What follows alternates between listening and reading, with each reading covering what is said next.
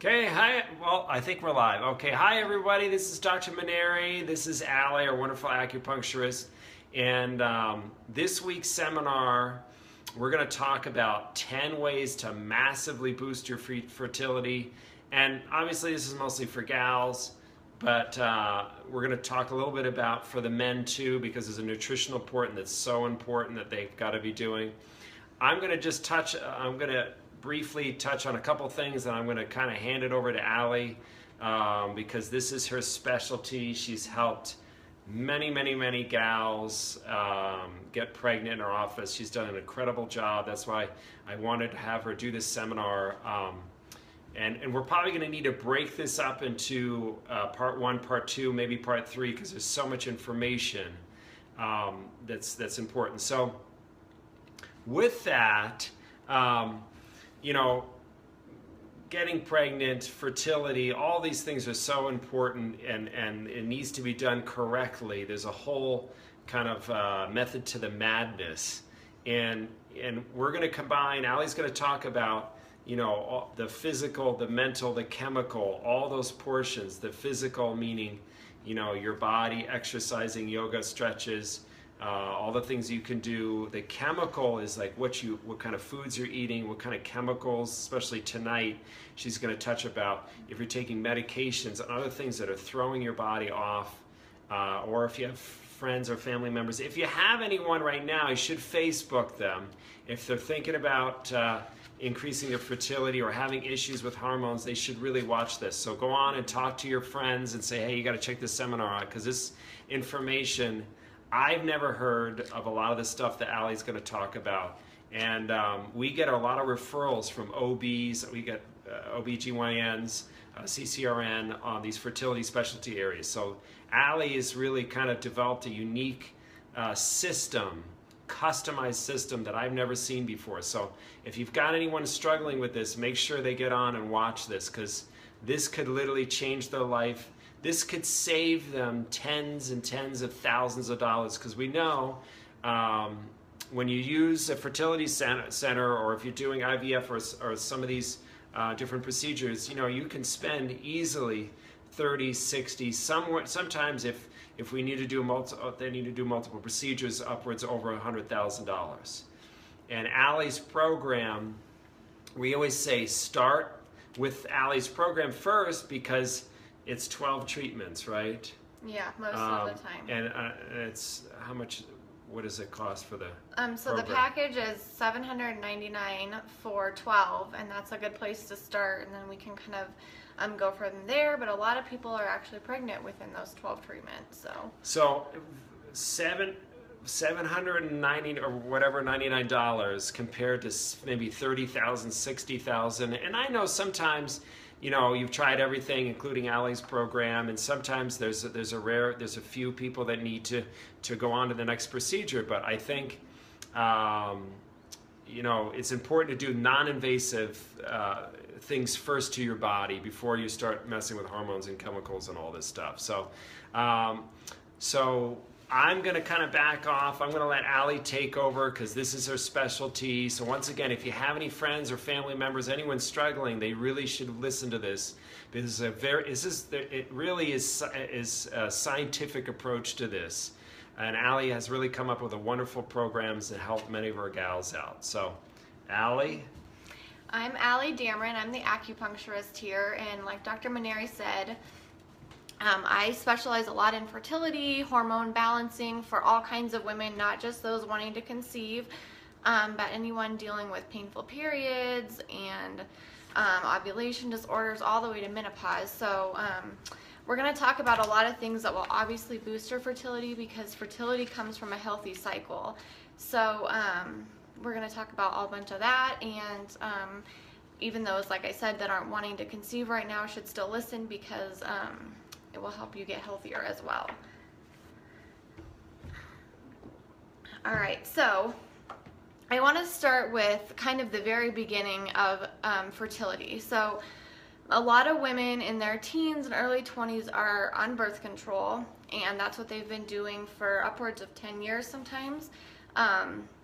And then they come to me and they are wanting to get pregnant, or they're either wanting to come off of it, or coming to me because they have bad symptoms on their birth control. There's a lot of people that have symptoms of high estrogen from birth control, so that would be like fibrocystic breasts, mood swings, headache, really heavy and irregular periods, irritability. So all of those things can happen with birth control. So we kind of wanted to learn exactly what birth control is doing to us. So birth control is actually disrupting your normal gut flora, which we've talked about this a lot of different times. Gut flora is kind of like the origination of your health. You need a healthy gut to produce all the hormones, all the neurotransmitters, your immune system. All of those things are tied into a healthy gut, and there's a ton of research that's being done and completed right now showing all of these healthy gut functions. So that's where we want to start. And birth control, like I said, will disrupt that and create not enough of the healthy, good bacteria, and make you prone to things like yeast infections, UTIs, because you're getting more bad bacteria in there. So also, gut health can influence your mood. A lot of your neurotransmitters are made in your gut, and so when women go on birth control for mood disorders, it's kind of a counterproductive approach because it's ruining your gut, which is where your neurotransmitters are produced. It also, bad gut health contributes to poor milk production, which is obviously down the line, and so we don't want to do that either. And then also, when you are actually pregnant and you're having a baby in utero, your gut is the first thing that they're exposed to when they're born, and they have a sterile gut environment. And so you want your gut and your bacteria and flora to be really flourishing so you can pass it on to your baby. So that's just kind of to say, like, when you start the whole fertility process of wanting to get pregnant, that's why you want a healthy gut. Also, will pass it off to your baby. So another thing with the whole post-birth control syndrome that I'm talking about, it increases your risk of certain cancers. So there's an increased risk of breast cancer, ovarian cancer, liver and uterine cancers are really increased with taking especially high estrogen birth controls. So we really want to be mindful of that. And it also plummets your thyroid and testosterone levels. So just because birth control will bind to certain proteins, so then they bind to the hormones, which makes them totally unavailable to you to use. And so a lot of people suffer from hypothyroid or Hashimoto's or one of those when the gut's impaired, or just due to the birth control binding those hormones. So again, once you do get pregnant, a low thyroid hormone is actually thought to increase chance of miscarriage and infertility. So you always want to check your hormone levels throughout this whole process and make sure that everything's being normal. Testosterone, birth control can really lower that also, which is super important for women. A lot of women don't think that you really need testosterone, but it's really important for that healthy libido and to keep women from having low muscle mass. So women obviously don't have as much as men, but still definitely important for women. This is a more talked about risk of birth control, but it increases some women's chance of blood clots and strokes. I know that I have a condition called factor V, and my blood clots a lot, and we were lucky enough to find it, but a lot of women don't know that they even have it. And so how do you find that? Is that through a blood test? It is through a blood test. Usually it's a family history, and in my case it was. My grandma and my dad had blood clotting disorders also, so we were lucky enough to find it. But a lot of women don't really know that they have it until they actually get those things. And remember, guys, you can get any blood test without a doctor's prescription, and we talked about this many times, at any lab test. That's the name of the facility off of Arapahoe in your town. So if you want to check hormone levels, like say testosterone or estrogen or estradiol, you can walk in there. It's totally cool. They have bare bone prices. I think they may even bill insurance there. I'm not sure. I think you might be able to get like super bills or something. So at least you can put that towards your deductible. Yeah. But you can get any test. If you're confused, ask Allie. She specializes a lot of these blood tests. You can just ask her, hey, which blood test do you think I should have done? Something's off. She can tell you specifically what to go to any lab test and just have it done there. Yeah, on my Facebook page earlier today, I posted a little infographic about this talk and about the different symptoms of hormone disruption. And so I have one on like high estrogen, low estrogen, high progesterone, and low progesterone. So you can take a peek at that and just kind of decide like if you fit into any of those categories, because they're pretty common things to have going on. So another thing that birth control can do is it raises your inflammation. There's a thing in your body called the C-reactive protein, which is a marker for inflammation, and that's usually really elevated, which when that's elevated, that can cause autoimmune disorders, can be a marker for cancer, it can be a marker for depression and chronic pain. So we definitely want to get your inflammation down when you're on birth control as well. And you can have that test done, right? I mean, yeah. that can be done there at any lab test. Yeah, C-reactive protein's pretty simple blood test to do, and it just tells you if you have inflammation in your body. And if you do, again, there's lots of stuff we can do. We'll talk about some of them in just a little bit. So kind of the last thing that birth control will do to you is it depletes your nutrients. So things like antioxidants, B vitamins, selenium, zinc, and other minerals will be depleted, which if you're wanting to get pregnant, your body needs such a reserve of minerals, because that all gets passed on to the baby and you're kind of left with what's left over. So it's really important for both you and baby to make sure that your vitamin and nutrient stores are really high, so that you're both kind of taken care of in that realm. And some gals may notice when they're pregnant that they crave dirt, and the reason is because that baby's sucking out all those minerals. Some women actually eat dirt. Yeah, it's called pica, and it's usually a sign of anemia, like iron deficiency. So if you're craving any non-food substances like laundry detergent, ice, or like dirt or something, yeah, definitely want to get to the doctor ASAP for that. But so the nutrients that we talked about, super important for creating calm, inducing neurotransmitters, balancing hormones, liver detoxification, thyroid hormone synthesis, immune system function, all of that stuff. So definitely want to build those reserves back up. Now I want to preface the rest of this talk with saying that I am not anti-birth control. I think there's definitely a place for it, and I completely understand. I just really want to emphasize that nobody really talks about what exactly it's doing. We know that it's preventing pregnancy and can possibly help with painful periods and clearing up skin conditions and all of that.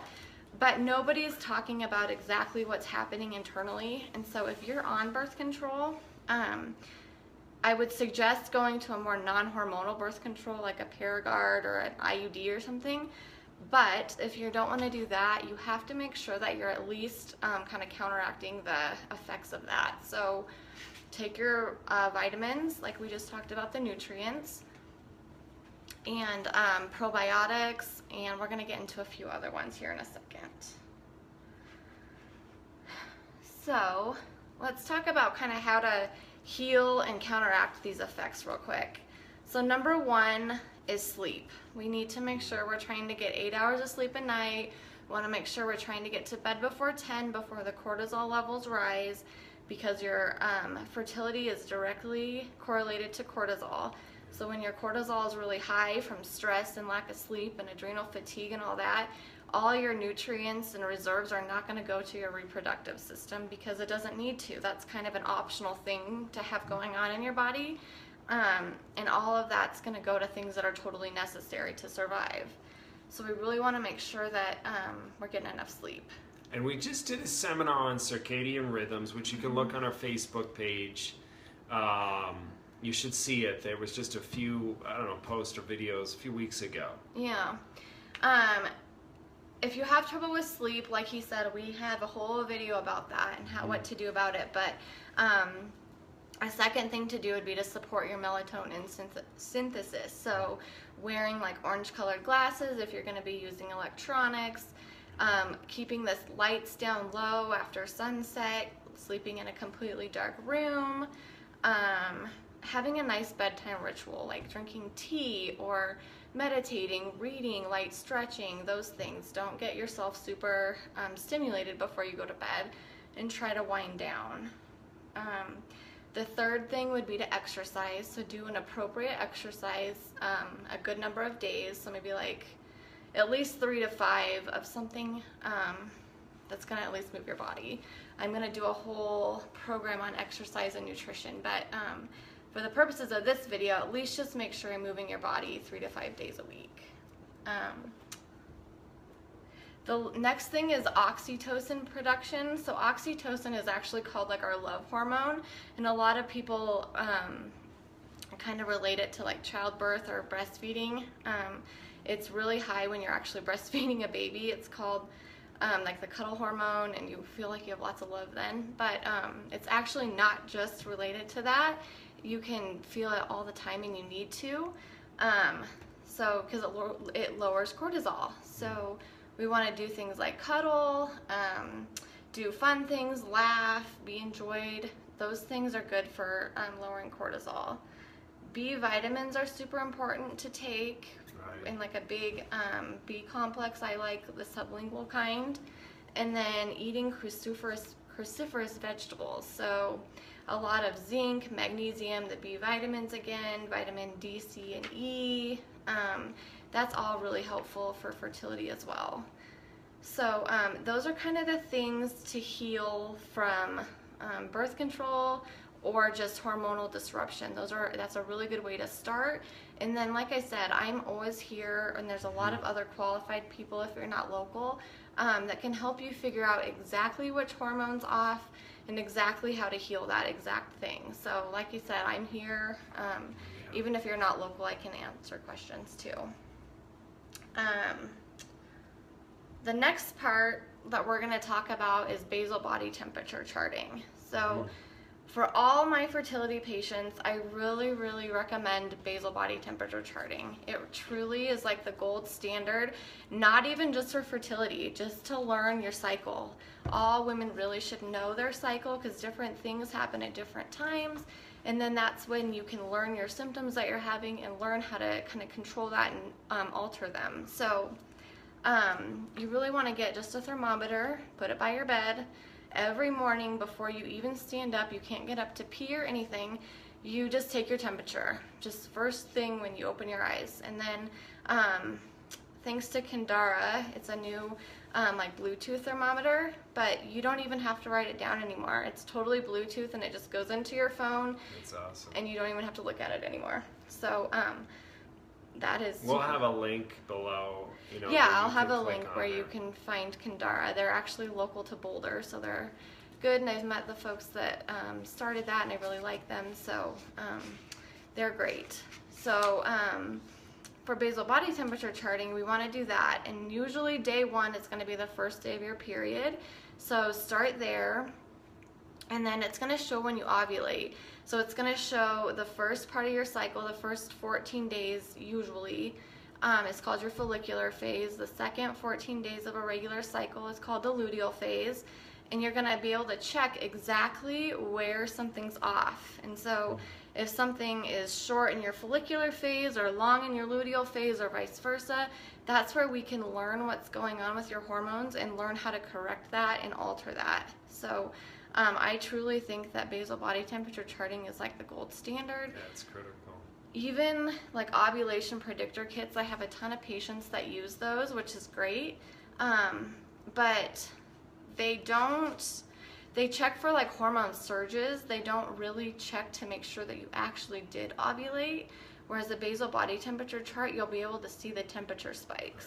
So I always think that that's super helpful. You can use them in conjunction with each other because since the ovulation predictor kits will test the hormone surges, it'll show like a few days before when it's getting ready to spike, and then it'll show once it has, and then in conjunction with the basal body temperature chart, that also will show, and so then you know exactly the days to try, and if you actually did ovulate, which is super helpful.